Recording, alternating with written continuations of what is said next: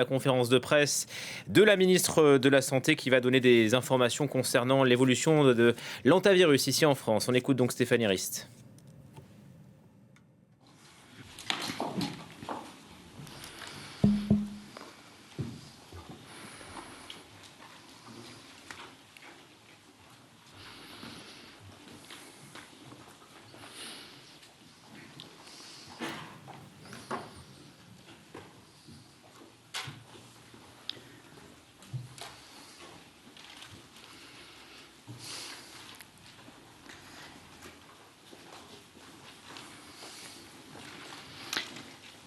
Mesdames et messieurs, merci de suivre aujourd'hui cette conférence de presse.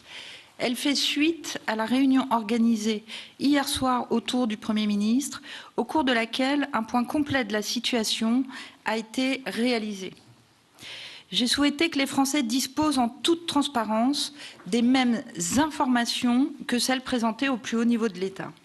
Cette conférence de presse a un objectif simple: vous présenter l'état de la science sur l'hantavirus, les principaux éléments chronologiques et un point de situation sur nos ressortissants et les cas contacts.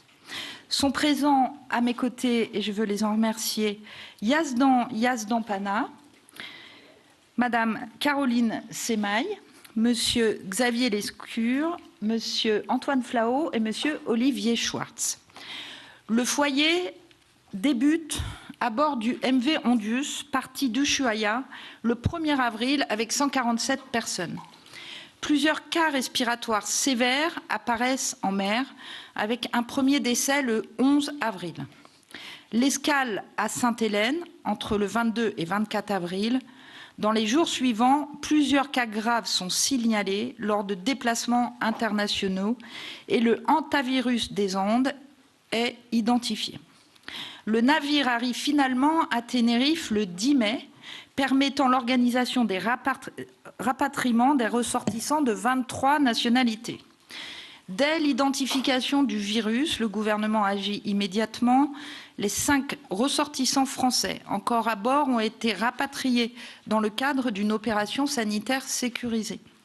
À leur arrivée, ils ont été pris en charge dans des établissements hospitaliers de référence, placés en isolement dans des chambres à double flux et soumis à une surveillance médicale étroite. À ce stade, 4 d'entre eux vont bien et sont testés négatifs. Une patiente testée positive à l'hantavirus présente en revanche une forme grave et est actuellement en réanimation dans un état grave. Je ne vous en dirai pas plus pour respecter son secret médical.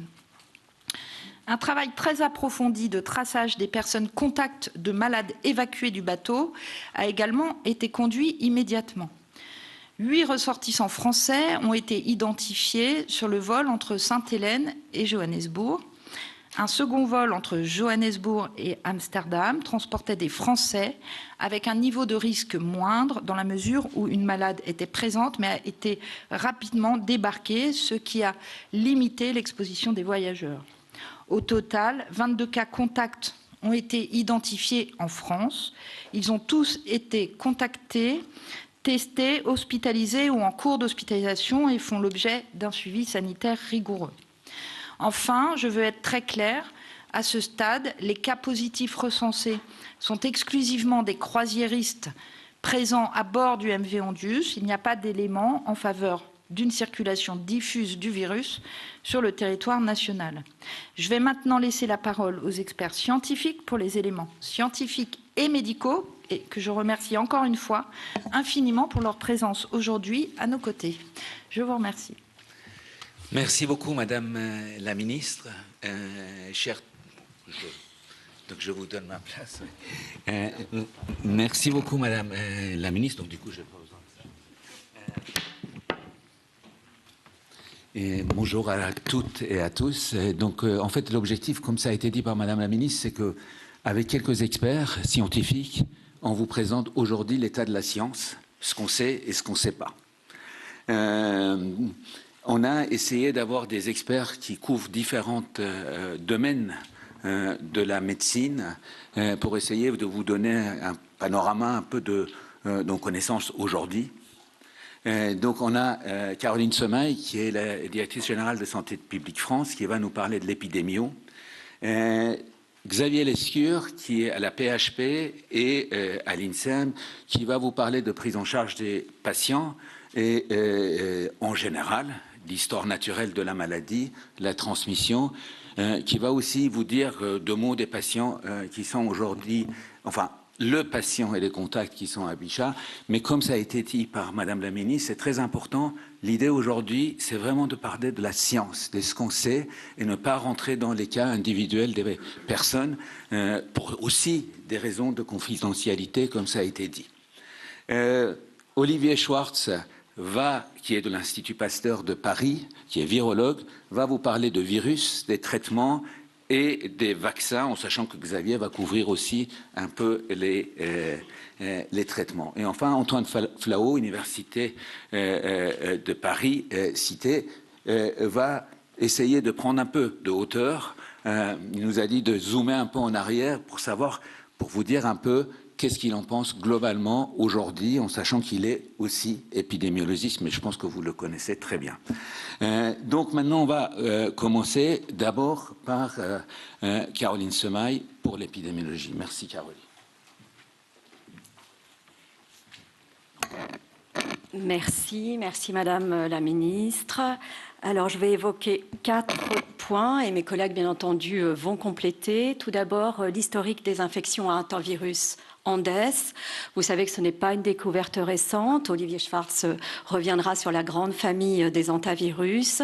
Et c'est effectivement un virus qui circule depuis plusieurs années en Argentine, au Chili et en Uruguay. Donc ce virus a été découvert en Argentine en 95. Jusqu'en 96, on pensait que c'était essentiellement une transmission zoonotique, c'est-à-dire une transmission des animaux aux hommes sans transmission interhumaine. Le réservoir est un rongeur et les personnes pouvaient se contaminer via l'inhalation de poussière ou d'aérosols contaminés qui étaient dus aux excrétas des rongeurs. Puis, en 96, en fait, il y a déjà eu une investigation où il y avait des cas diagnostiqués en hantavirus qui ont permis, en fait, d'évoquer pour la première fois une transmission interhumaine, puisque des professionnels de santé étaient contaminés. Mais c'est en 2019 aussi qu'on a eu, en fait, un nouveau cluster de 100 personnes et cela a permis, en fait, de documenter encore mieux une transmission interhumaine. Alors, il faut savoir qu'en Argentine, il y a quand même très souvent des cas à hantavirus Andes. Globalement, chaque année, entre 150 et 100 cas sont diagnostiqués, mais on peut effectivement observer que pour l'année 2026, le début de l'année 2026 est déjà plus important que les années précédentes, 2025 et les autres années. Le deuxième point que je voudrais évoquer, c'est grâce en fait aux publications internationales, notamment de nos collègues argentins, on dispose d'informations essentielles qui sont pour la plupart sur la base en fait de l'investigation de clusters. Donc, ces investigations ont permis de montrer que la période d'incubation était assez longue, de 9 à 40 jours, que la létalité était élevée, de 21 à 50%, et que l'évolution clinique était en 2 temps, mais je laisserai Xavier en parler plus longuement. Et on estime que la contamination peut survenir 48 heures avant le début des signes. Évidemment, pour se contaminer, il faut des contacts proches, prolongés, comme on l'avait vu, avec toutes les investigations de clusters qui montraient qu'à chaque fois, nous avions un contact proche entre les individus. En termes de diagnostic, on dispose en France d'une PCR et d'une sérologie qui est plutôt performante. Et j'en profite pour remercier le CNR des hantavirus et tout particulièrement Virginie Sauvage qui a beaucoup travaillé dans les derniers jours. Alors le troisième point que je voulais évoquer, donc on revient évidemment au foyer, au cluster dans le navire. Il s'agit en fait du 5e cluster investigué. L'alerte a été donnée dès le 2 mai par les autorités des Pays-Bas et donc évidemment qui ont alerté aussi l'OMS. Et le premier diagnostic du pathogène hantavirus Andes a été donc identifié le 4 mai. Il y avait donc 147 passagers et équipages à bord de ce navire, provenant de 27 pays. C'est vous dire comme la coordination internationale est absolument essentielle. Elle est faite sous l'égide de l'OMS. Alors aujourd'hui, combien de cas confirmés? Nous en avons 11 au 12 mai, pour lesquels on a une PCR positive. Il s'agit uniquement de passagers ou d'équipage du navire et qui sont évidemment considérés à haut risque, qui sont donc tous isolés pour une période jusqu'à 42 jours et ils ont tous été prélevés, bien entendu. Nous avons aussi considéré que les passagers qui étaient dans un vol et qui étaient exposés à une personne qui était un cas confirmé et qui est décédé dans la foulée, enfin quelques jours après, on a considéré que les passagers des vols, qui donc étaient exposés à ce cas, étaient considérés aussi à risque et pour lequel ils sont effectivement aujourd'hui hospitalisés. Vous savez que parmi les 11 cas, nous avons donc un cas français qui a été diagnostiqué très récemment. Juste peut-être le dernier point, on voit que les investigations sont très importantes pour mieux connaître l'évolution et cette pathologie. Aujourd'hui, il y a une investigation qui est conduite par l'OMS et le CDC sur le navire pour retracer un peu toute la chaîne de transmission. Et puis en France, bien entendu, nous menons aussi des investigations très importantes. Toutes les personnes exposées, que ce soit ceux qui ont été exposés dans le navire ou exposés au cours d'un vol, sont aujourd'hui interviewés avec un questionnaire très détaillé qui comprend aussi des questions communes à tous les pays, plus des questions spécifiques à la France. Voilà, et donc il est très important que ces investigations qui sont faites en France, évidemment, on les partage avec tous les autres pays. Il y a très très souvent des réunions au niveau européen, voire plus. Voilà, je vous remercie. Merci beaucoup, Caroline. Alors, je ne vous ai pas dit, je suis désolé au départ. En fait, Xavier, allez juste au niveau de pupitre, comme ça, Caroline va pouvoir s'asseoir. En fait, on va enchaîner les présentations, 5 minutes, parce que parfois, vous avez des réponses à des questions dans d'autres présentations. Et à la fin, on a réservé une demi-heure pour les questions. L'autre chose que je voulais juste dire avant d'introduire Xavier, c'est que dans les données qu'a présentées Caroline Semaille, il y a quand même quelque chose qui est important, c'est que ça fait une semaine que tout ça environ se passe, et vous avez vu des éléments qu'on a, parce que c'est un virus qu'on connaît depuis 30 ans, même s'il y a encore des inconnus, mais on n'est pas dans les situations de janvier 2020. Xavier va vous présenter la prise en charge. Merci beaucoup Yazdan, Madame la Ministre, Mesdames et Messieurs. Je vais essayer de vous raconter l'histoire naturelle de ce virus qu'on ne connaît pas sous nos contrées. Andes et spécifiquement, comme son nom l'indique, sud-américain, dans une région très spécifique.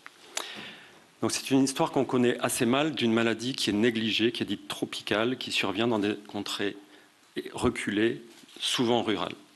Je vais essayer de répondre à la question simple pour vous éclairer sur une chose qui est pour le moment aujourd'hui assez mal connue. Où est le réservoir? Caroline vous l'a dit, c'est une maladie zoonotique, c'est-à-dire que le réservoir est animal, essentiellement des rongeurs, d'autres espèces animales, des poissons, des reptiles, mais l'homme s'infecte essentiellement par les rongeurs. Et on peut se faire infecter par une morsure de rat, mais la plupart du temps, les histoires montrent qu'on aérosolise des milieux, un environnement souillé par des urines de rats. Par exemple, si vous balayez votre cabanon de jardin, souillé par des urines, il faut savoir que le virus reste vivant et infectant plusieurs semaines dans un milieu inerte. Et donc, vous balayez, vous aérosolisez de la poussière, vous inhalez et vous vous infectez par voie respiratoire.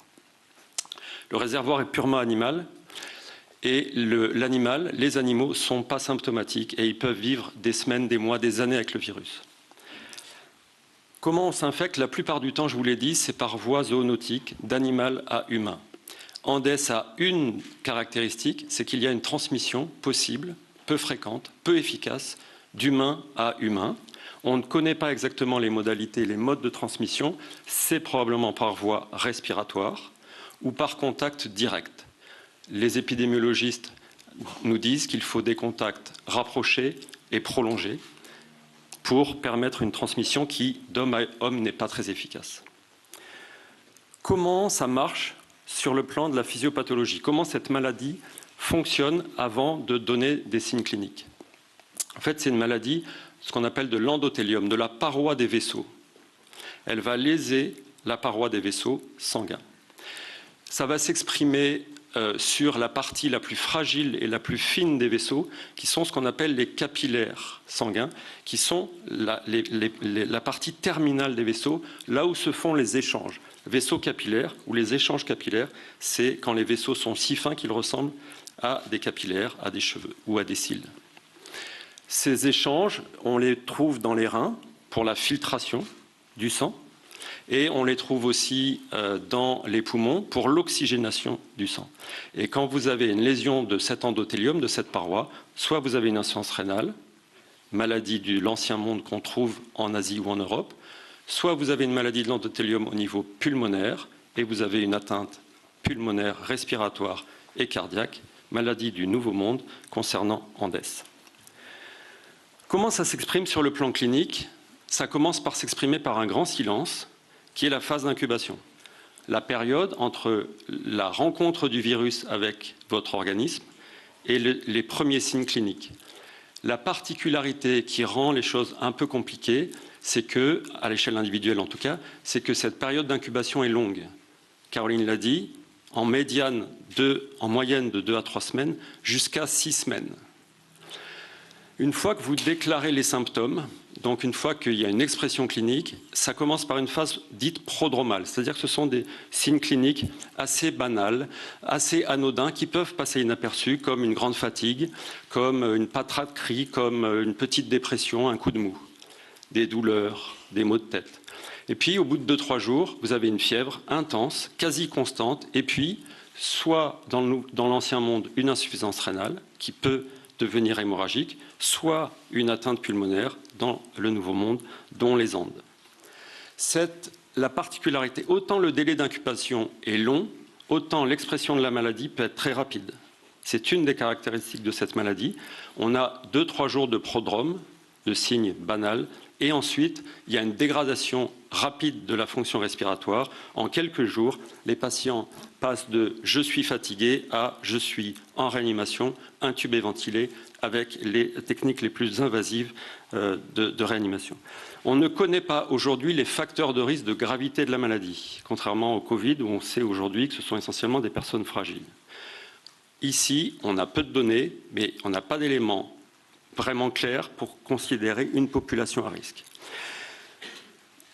Est-ce que c'est souvent grave? Caroline l'a dit, oui, ça fait partie des hantavirus qui ont la mortalité la plus élevée, entre 35 et 40%, et parmi les virus du Nouveau Monde, la souche andine est parmi les plus létales. Est-ce qu'on a un traitement spécifique? Non, pas de traitement antiviral approuvé efficace. On fait uniquement des soins de support. On supplée aux insuffisances, à l'inflammation et aux dégâts engendrés par le virus. Comment on s'en protège?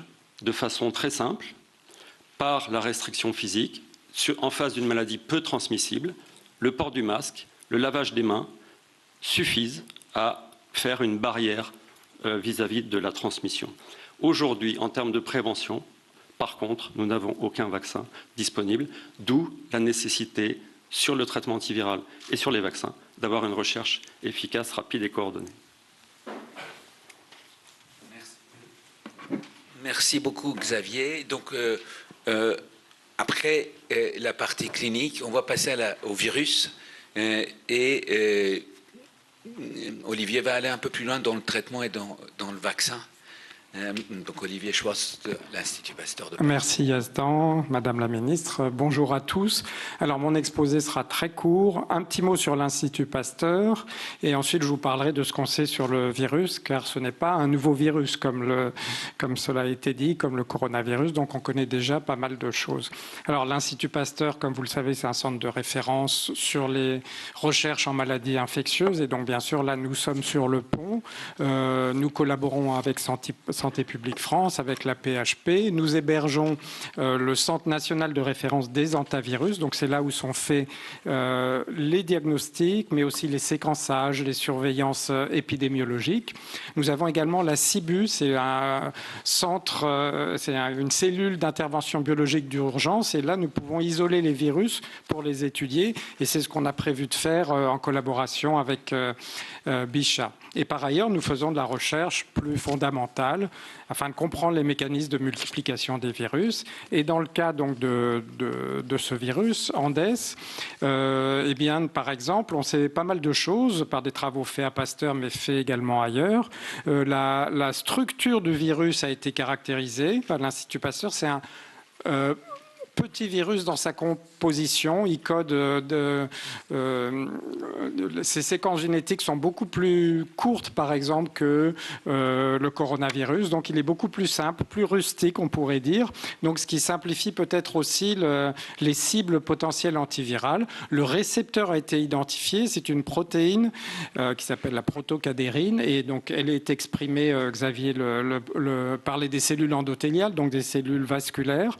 Eh bien, elle est exprimée sur ces cellules et donc ça permet aux virus Andes et aux autres virus du nouveau monde, de la famille des hantavirus, de rentrer dans ces cellules. Alors que les virus qui circulent actuellement en Europe, par exemple, n'utilisent pas le même récepteur et c'est pour ça qu'il y a des différences de pathologie. Donc la structure des mécanismes d'entrée, donc il y a des protéines d'enveloppe, c'est comme la spicule de coronavirus, ont été caractérisées et ça a mené à l'identification d'anticorps monoclonaux. Ça a été fait par l'équipe de Pablo Guardado à l'Institut Pasteur, qui se fixent sur le virus, comme les anticorps monoclonaux qui ont été décrits pour le coronavirus, et qui ont un potentiel neutralisant. Donc ça, c'est très intéressant. On est en phase préclinique, il n'y a pas eu d'essai clinique, mais les réactifs sont là et peuvent être poussés vers la clinique si besoin. Et l'avantage des anticorps monoclonaux, c'est qu'on sait bien les utiliser en clinique. Alors, ça a été mentionné par Xavier, par Yazdan également. Il n'y a pas de traitement antiviral spécifique, mais il y a des articles qui ont montré non pas chez des humains, mais dans des cultures cellulaires, qu'il y a des drogues, des molécules qui peuvent être repositionnées. La ribavirine, le favipiravir, il y a d'autres molécules, mais avec des efficacités moindres que lorsqu'elles sont dirigées contre d'autres virus. Donc, ce n'est pas clair encore si ces molécules vont avoir un effet bénéfique chez les patients. D'autant plus que ce genre de traitement, il faut le donner tôt au cours de l'infection, avant qu'il y ait une charge virale importante, avant qu'il y ait une inflammation des vaisseaux et tous les dégâts dont a parlé Xavier. Alors, un mot pour finir sur les vaccins. Il n'y a pas actuellement de vaccin disponible contre le virus des Andes, le Andes virus. Il y a un vaccin qui est disponible en Corée et en Chine contre une autre espèce d'hantavirus, qui est un vaccin inactivé, mais qui fonctionne très peu, qui est peu efficace et qui, a priori, ne devrait pas marcher contre Andes, puisqu'on sait qu'il génère chez les personnes qui l'ont reçu des taux d'anticorps qui sont probablement pas assez suffisants pour neutraliser le virus. Mais il y a d'autres projets en phase clinique et préclinique. Je pense par exemple à des vaccins à base d'ARN, on les connaît bien, et là c'est évident qu'on pourrait éventuellement aller vite, d'autant plus que la structure de la glycoprotéine d'enveloppe est connue, et donc ça c'est une étape importante pour dessiner le candidat ARN, et il y a beaucoup de choses qui sont faites dans ce domaine. Voilà, je vais m'arrêter là. Merci beaucoup, Olivier. Alors, je voulais juste, avant de passer la parole à Antoine, deux choses. Premièrement, ce que Xavier a présenté, remercier les soignants à l'hôpital Bichat, ailleurs, qui depuis ce week-end travaillent avec beaucoup de cœur, beaucoup d'efficacité et beaucoup d'expertise. Et les remercier pour tout ce qu'ils donnent. Deuxièmement, vous avez vu dans les deux présentations, il y a quand même s'il y a des choses qu'on sait, il y a des inconnus. Donc, vous dire quand même, on a lancé des projets de recherche. Et ça, c'est important. On reviendra, si vous voulez, au moment des questions. L'idée, c'est de mieux coordonner, donc au niveau de la NRS, l'INSEM, en articulation avec la ministère chargée de santé, de recherche et le gouvernement d'essayer d'organiser sur les questions qu'on ne connaît pas et en articulation forte avec l'Europe. Ça, c'est vraiment important pour essayer de coordonner les choses et aussi avec l'OMS. Et c'est important de rappeler, mais on pourra revenir là-dessus si vous le souhaitez. Et donc, merci beaucoup, Antoine. Madame la ministre, mes chers collègues, mesdames, messieurs, je trouve que la situation est assez exceptionnelle et assez inédite. Alors, le fait que 10 jours après la notification à l'Organisation mondiale de la santé, on se retrouve dans cette salle avec autant d'affluence, de préoccupations, d'intérêt. Pourquoi elle est inédite? Parce que de mémoire de chercheurs, je n'ai pas retrouvé d'autres émergences épidémiques dans cette situation très particulière qui se trouve dans un bateau confiné, dénombrable. Elle est inédite parce qu'elle est particulièrement une fenêtre d'opportunité aujourd'hui même, en ce moment même. Et c'est peut-être pour cela que vous êtes là, et c'est peut-être pour cela aussi que les autorités sanitaires de différents pays, de notre pays, prennent des décisions très fortes à un moment donné où on peut intervenir parce qu'on pense qu'on peut complètement bloquer un phénomène émergent dont on ignore totalement la façon dont il pourrait évoluer par la suite. Pourquoi c'est inédit? Parce qu'on a connu des émergences épidémiques. On a connu le VIH, on a connu Ebola, on a connu le chikungunya, Zika. Toutes ces émergences épidémiques, on a connu le Covid, toutes ces émergences épidémiques partent de grandes métropoles, partent d'endroits très reculés, mais où très clairement les infrastructures sanitaires de veille ne sont pas présentes, où la circulation a déjà beaucoup évolué, parfois de façon un peu cachée. Le SRAS, c'est pas parti d'un immeuble de Hong Kong, c'est parti, on le sait maintenant, de Chine, de façon cachée. Ça a provoqué d'ailleurs des remous par la suite, y compris même la démission d'un ministre de la Santé en Chine à l'époque. En 2002-2003, on est. Donc on est dans une situation inédite parce que là, ça part dans un bateau. Ça part dans un bateau où il y a 147 personnes. On peut aussi arriver à dénombrer toutes les personnes contacts aujourd'hui qui ont eu un contact avec une personne infectieuse. On sait que pour les Français, c'est 5 personnes plus 8 plus 14. On ne connaît pas d'autres situations où l'on pourrait intervenir de façon ferme, claire, humaine et efficace. On a cette chance, on a cette opportunité. Si on la perdait, on la regretterait énormément. Donc, je pense que ça, c'est la première chose. La deuxième chose que je voudrais dire, c'est qu'il faut faire attention aux idées reçues. Et quand je dis attention aux idées reçues, je voudrais parler d'abord de nous, les scientifiques, et ensuite de vous, les journalistes, et d'une façon plus générale, du public.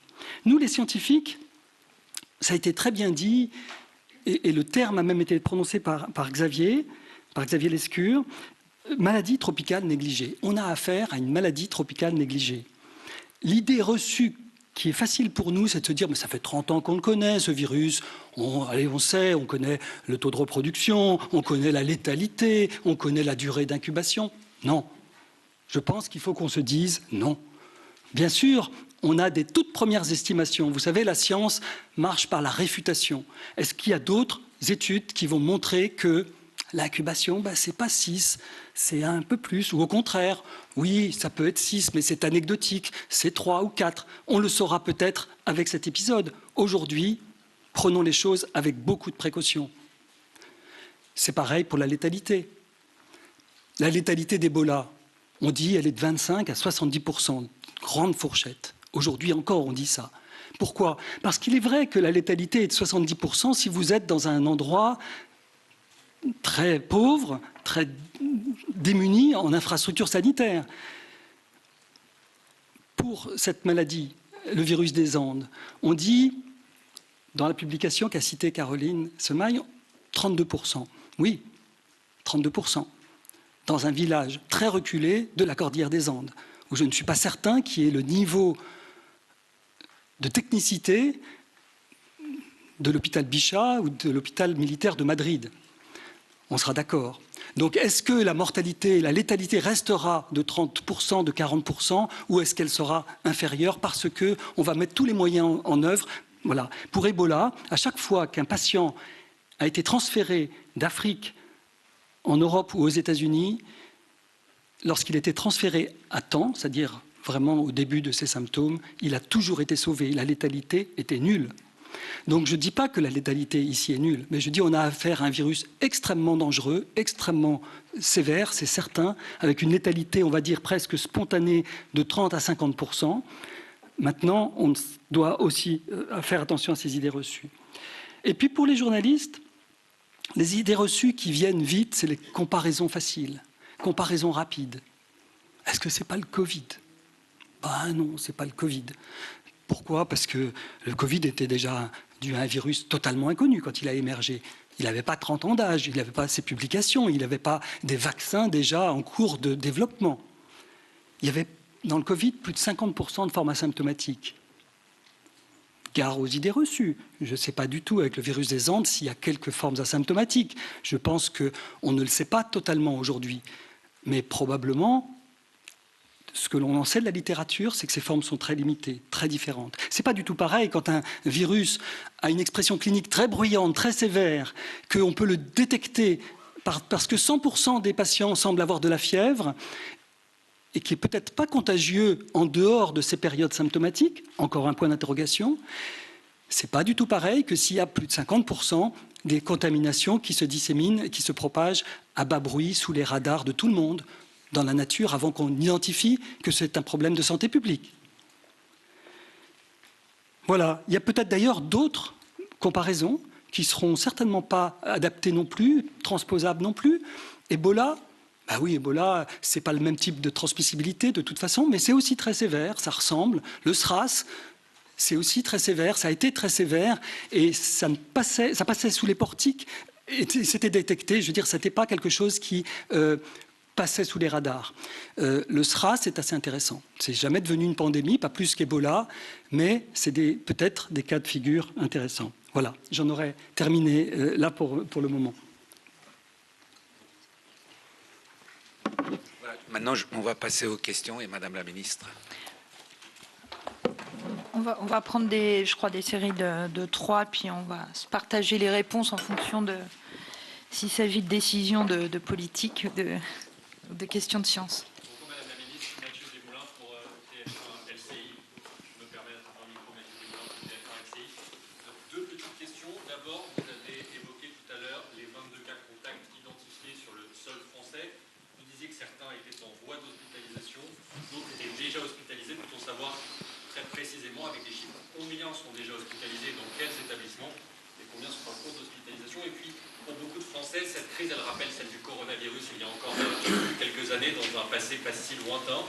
Question qu'on a beaucoup posée au début de cette pandémie et qui avait été contredite maintes fois au fur et à mesure de la crise. Est-ce que l'État est prêt aujourd'hui à faire face à une nouvelle pandémie en termes de place à l'hôpital et puis surtout un objet qui avait été maintes fois critiqué à l'époque? Est-ce qu'on est prêt en termes de masques, stock de masques du côté de l'État? Merci.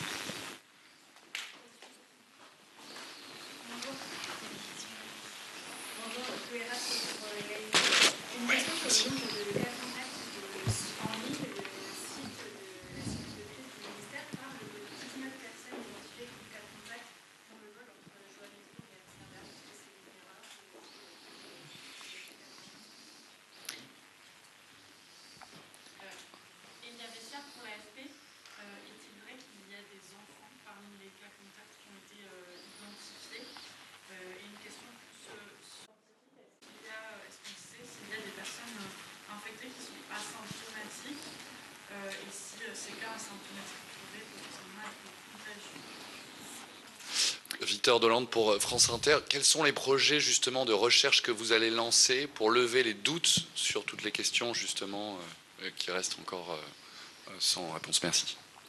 Je vais peut-être répondre sur les cas et puis je vous laisse, puisque comme ça sera clair. J'ai bien conscience que nous devons être très clairs pour nos concitoyens. Il y avait 5 cas dans le bateau, ils sont hospitalisés. Les 5, une qui s'est aggravée et qui est positive, 4 négatifs. Ensuite, il y a eu 2 vols qui concernent des concitoyens. Un premier vol qui a été fait d'ailleurs avant la déclaration de l'OMS de l'alerte, c'est-à-dire au moment où on ne savait pas encore qu'il y avait un virus. Ce premier vol, il y avait 8 concitoyens français. Ces 8 concitoyens français, une fois qu'on a eu l'alerte, c'est-à-dire à partir du moment où l'OMS a donné l'alerte, ces concitoyens ont été identifiés, testés et actuellement hospitalisés. Dedans, je réponds tout de suite, on peut voir différents âges, donc des enfants. Ensuite, ce vol-là, c'est le vol où la patiente qui est malheureusement décédée dans les suites a pris ce vol, les 8. Elle a partagé le vol pendant tout le trajet de Sainte-Hélène à Johannesburg. Ensuite, le vol Johannesburg-Amsterdam, la patiente a essayé de prendre le vol, la patiente malade qui était sortie du bateau, qui était la femme du premier cas et qui est sortie du bateau et qui a essayé de prendre ce vol, n'a pas pris ce vol. Et donc, les 14 cas en France de ce vol ont été identifiés, une partie est hospitalisée, une partie est en cours d'hospitalisation au moment même où nous nous parlons. Voilà, je pense que ça éclaircit le sujet des cas. Donc on imagine aussi que le premier vol, on ne l'a pas considéré au même niveau de cas contact que le deuxième vol, puisque la patiente n'a pas fait tout le vol avec, mais on a, avec le Premier ministre, décidé de considérer que tous ces cas contacts, comme ils ne sont pas trop nombreux et que, on l'a dit, la science doit évoluer aussi, on a fait un principe de précaution parce qu'on est tout au début d'une épidémie, qu'il faut briser la chaîne de transmission maintenant. Donc tous ces cas sont hospitalisés. Et c'est pour cette raison que le Premier ministre a pris un décret et que j'avais pris un arrêté précédent pour les 8 premiers. Les 22, alors les 8 premiers du premier vol sont hospitalisés, tous, et dans les 14 autres, ils sont en cours d'hospitalisation et certains déjà hospitalisés. Mais en tout cas, identifiés et ils sont en chemin pour certains. Alors, on va peut-être répondre. Pardon, les tests. Alors oui, bien sûr, ceux qui ont été testés en début, il y avait notamment un patient la semaine dernière qui est négatif. Et comme je l'ai dit, à chaque fois qu'il y a un test positif, c'est ce que j'ai fait dès que nous l'avons su pour la personne qui s'était aggravée pendant le vol et qui est hospitalisée. Dès qu'on a l'information, je la donne. Alors, on va peut-être passer aux questions autour des patients asymptomatiques. Donc, je ne sais pas si, Caroline, tu veux commencer. Est-ce que les patients asymptomatiques transmettent le virus, qui était votre question, et Xavier complétera. Alors à ce stade, on ne peut pas encore totalement exclure qu'un patient asymptomatique puisse être contagieux. Donc c'est pour ça aussi qu'il faut être très prudent, mais peut-être aussi que Xavier veut compléter, mais c'est vrai qu'il y a un des patients américains qui avait une sérologie positive et qui est asymptomatique. Donc, c'est pour ça qu'on applique le principe de précaution, parce qu'on va effectivement, comme on dit, on va améliorer nos connaissances tout en marchant. Donc, le principe de précaution est ce qu'il y a de plus légitime aujourd'hui. Et il est probable qu'il y ait des patients asymptomatiques ou asymptomatiques. Il y a des études de séroprévalence qui ont été faites en Argentine, par exemple. Voilà, donc c'est-à-dire on prélève le sang et on regarde s'il y a des anticorps contre les hantavirus, et il y a quelques pourcents de personnes qui ont des anticorps. Donc c'est pas nécessairement contre le virus des Andes, puisque c'est une famille, il y a plus de 50 virus différents dans cette famille. Donc le virus peut-être circule à bas bruit et des personnes peuvent faire des formes modérées qui correspondent aux symptômes décrits par Xavier dans la phase prodromale. Mais c'est vrai que les études de séroprévalence montrent des chiffres très très faibles pour cette souche-là.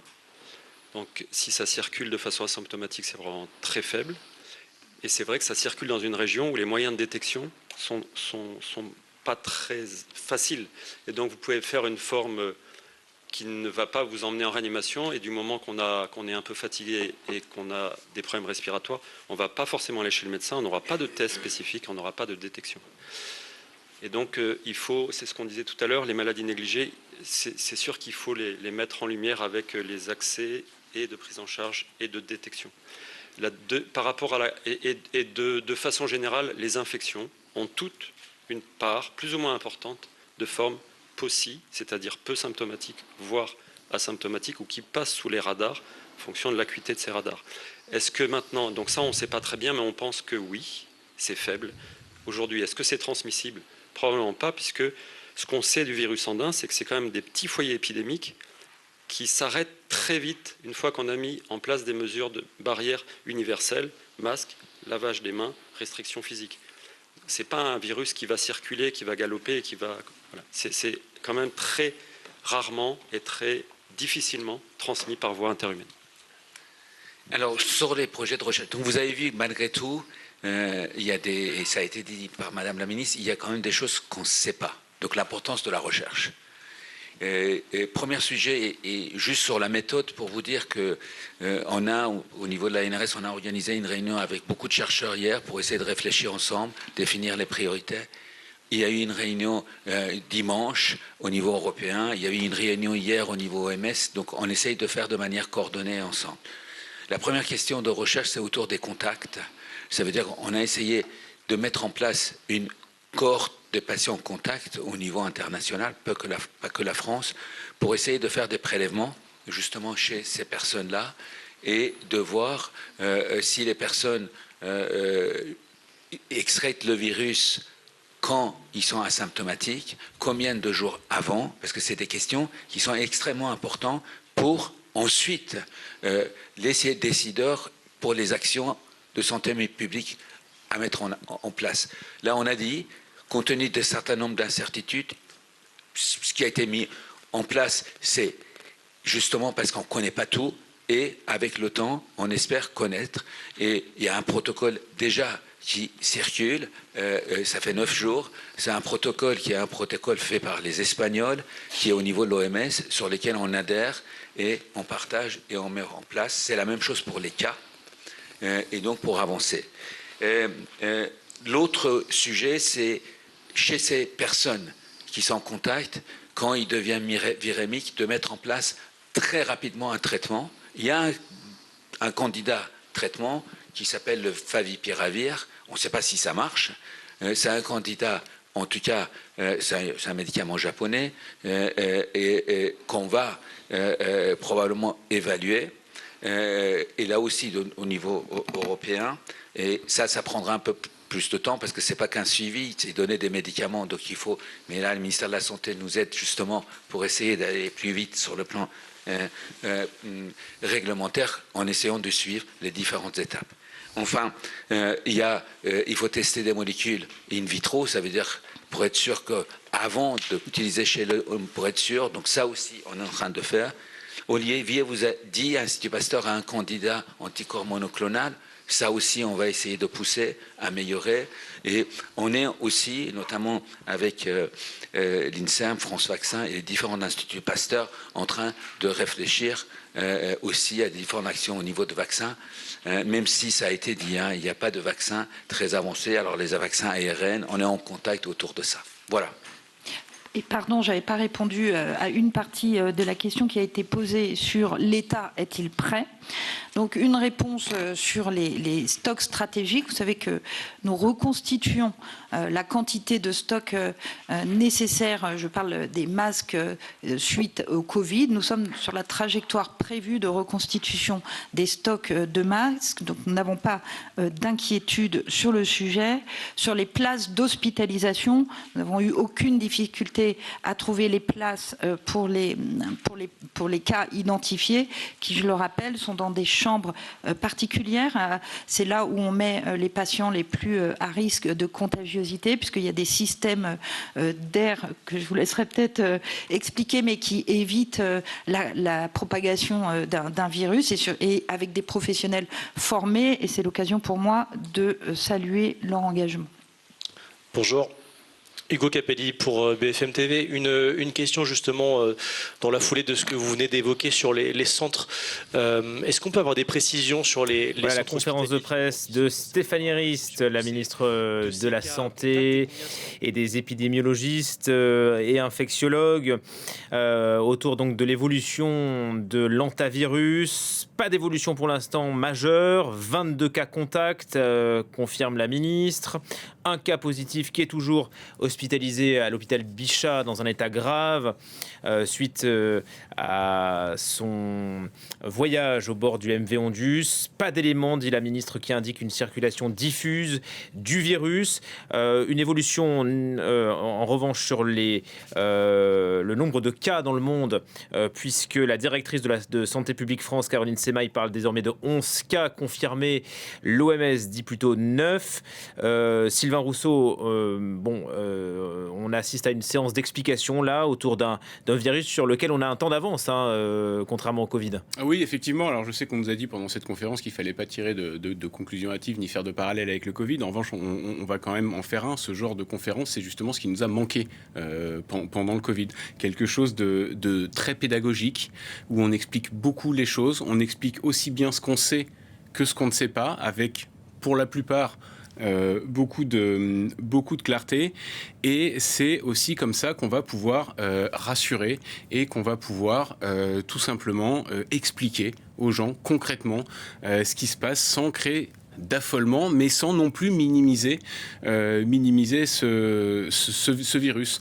Donc effectivement là, on est dans une configuration radicalement différente par rapport au Covid. Lorsqu'on s'est rendu compte qu'il y avait une épidémie de Covid, elle était déjà en cours, le virus était déjà partout, et les cas commençaient à se multiplier dans le monde. Donc on partait avec 3 temps de retard. Alors que là, effectivement, on sait que tout se passe pour l'instant sur ce bateau. Il n'y a aucun cas confirmé en dehors du bateau. Vous parliez des 9 ou 11 cas confirmés. Pour l'instant, d'après l'OMS, c'est 9 cas confirmés. Dans le monde, Dans le monde, tous sur le bateau, et 2 non confirmés, mais quasi certains.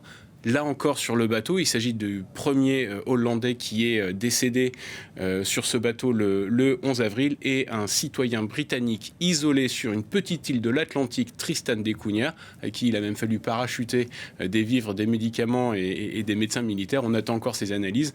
Donc a priori, on est effectivement à 11 cas, mais il en reste encore 2 à confirmer. Mais ce qui est intéressant justement dans ce point presse, c'est que les choses sont faites vraiment avec beaucoup de calme, sans affoler, mais sans minimiser non plus. Et Antoine Flahault, qui est épidémiologiste, l'a rappelé, il s'agit là d'une fenêtre d'opportunité. Il décrit une intervention ferme, claire, rassurante. C'est presque une chance, dit-il. Oui, c'est presque une chance, parce qu'en plus de ça, c'est un virus qui est extrêmement létal. Ça a été dit, ça a été redit, entre 30 et 50%, nous a-t-on expliqué, selon l'endroit et les circonstances dans lesquelles on déclenche les symptômes. Même si c'est que 30%, ça reste absolument considérable. Mais c'est un virus qu'on a eu assez peu de chance d'étudier. Il n'y a jamais eu d'épidémie de ce virus, et pourtant il y a entre 50 et 100 cas par an en Argentine, ce qui est quand même plutôt rassurant aussi comme information. Il y a eu donc des ça reste foyers. Des foyers, mais ce n'est pas des épidémies. Ça reste des foyers, mais effectivement, il semble confirmer que le virus se transmet quand même de manière assez difficile. La preuve en est que, pour l'instant, parmi les cas d'hantavirus, il n'y en a pas un en dehors du bateau. Maintenant, il y a quand même une autre question qui se pose. Il y a aussi beaucoup d'analyses qui sont en cours sur cette souche Ande ou Andes. Par contre, on n'a pas encore très bien compris comment il fallait la baptiser. Mais est-ce que ce virus a pu muter et se transmet plus facilement ? Ça, c'est vraiment la question à laquelle il faut que ces analyses répondent. Pour l'instant, il n'y a pas de certitude. J'entendais ce matin un virologue dire que l'OMS avait dit que ce virus n'avait pas muté. L'OMS n'a rien dit de tel. La ministre elle-même, avant sa conférence de presse, nous avait expliqué que pour l'instant, on attendait encore des confirmations à ce niveau-là, mais si le virus n'a pas muté et qu'il se transmet exactement comme lors des précédents foyers, c'est d'ailleurs ce qu'on a pu voir aussi entre sa découverte en 1995 et le dernier foyer épidémique en Argentine en 2018, le virus n'a pas muté. Donc, a priori, c'est pas un virus qui mute facilement, il se suffit à lui-même pour survivre. Donc, si c'est ce virus-là que sont en train de se transmettre, que se sont transmis les passagers du bateau, alors effectivement, ce qui aurait pu être un début d'épidémie peut être relativement facilement contenu, d'autant que tous les passagers, tous les cas contacts, que ce soit dans les avions ou dans le bateau, sont identifiés. Oui, d'ailleurs, le mode de transmission est beaucoup plus difficile que le Covid. C'est ce que rappelaient les personnes autour de la ministre. Le chef du service des maladies infectieuses à Bichat assure qu'on n'est pas du tout dans la situation de janvier 2020 avant le Covid. Typiquement sur ce plateau, en se parlant comme ça, le Covid, on aurait pu se le transmettre, alors que ce virus-là, non. Merci beaucoup Sylvain. Voilà pour la conférence de presse de Stéphanie Rist, la ministre de la Santé qui se poursuit.